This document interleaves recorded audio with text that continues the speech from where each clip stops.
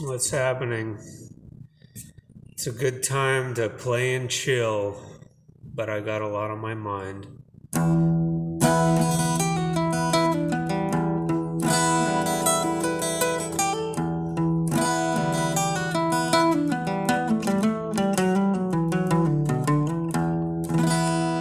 what do I have on my mind?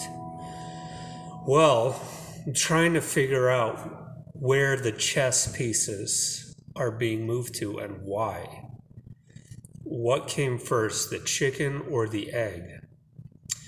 So, what do I mean by that? So, this is something I haven't talked about in a while, but it seems like it's getting some traction in terms of the war rhetoric, the things related to that.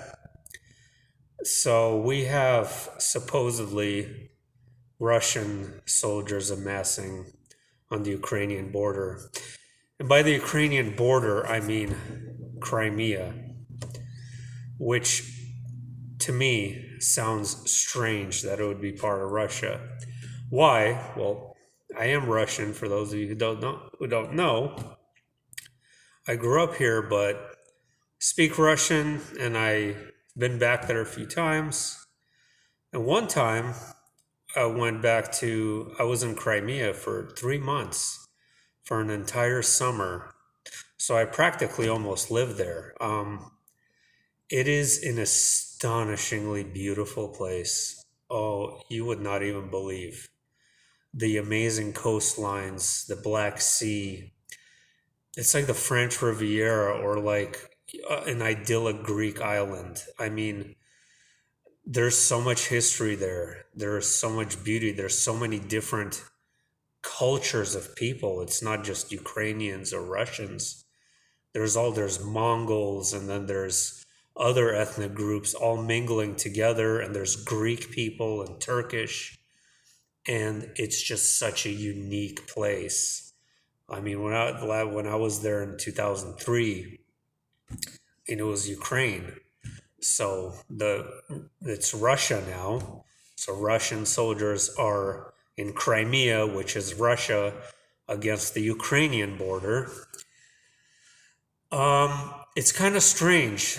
Like, are these mind games? Is this some kind of art of war type stuff where earlier this year they had a bunch of troops amassed on the border to Russia, and then they just retreated, right? Everyone had all these fears back then, and now they came back. So obviously there could be some exercise. I don't know. I'm not a military strategist, but it does seem a little bit odd to me. I mean, 150,000 soldiers is a lot of people. I mean, that is a lot of people. And not only that, so who's pushing who here? Okay, so Biden has NATO right against Europe, Eastern Europe, right? And Putin keeps telling him, back off, back off. And I guess they had this diplomatic talk or some nonsense, but you know how that goes. No, I lied to you, you lied to me. It's just who could lie better, basically. I don't trust anything either of them say, or anyone for that matter, in political circles. So, I mean, it just seems like such an obvious setup. Like, why is it happening in the first place? Why are the NATO troops there? Why are Russian troops on the Ukrainian border? I mean, why did it start to begin with?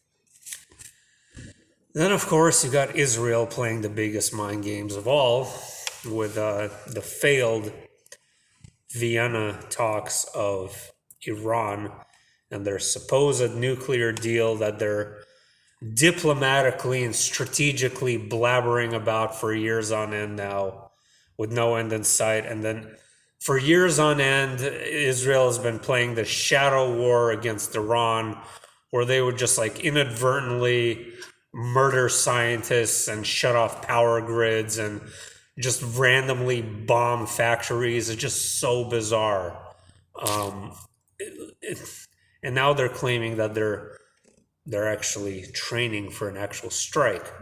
But I question, is this more mind games or is it for real? This is the dangerous thing because we're dealing with psychopaths here, guys. You just never know with these psychotic sociopaths. You just never know.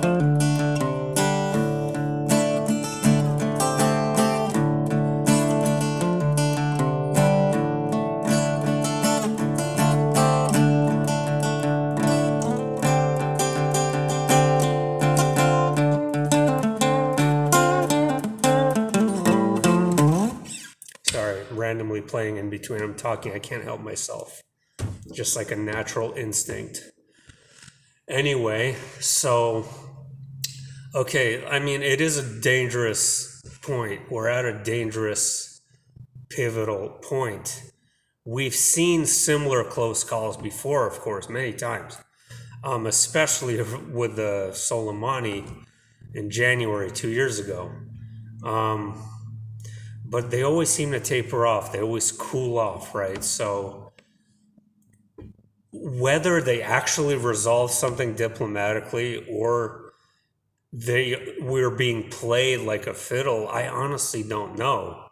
But if this doesn't get resolved, then I mean it's a guarantee like that iPad Go 2 is next year. I mean, and I I mean, especially after seeing that dream, I'm like, I can't even imagine such a nightmare.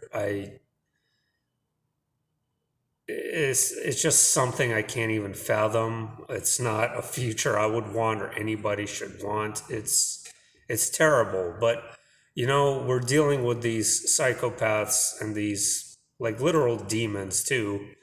And we got to be ready for anything.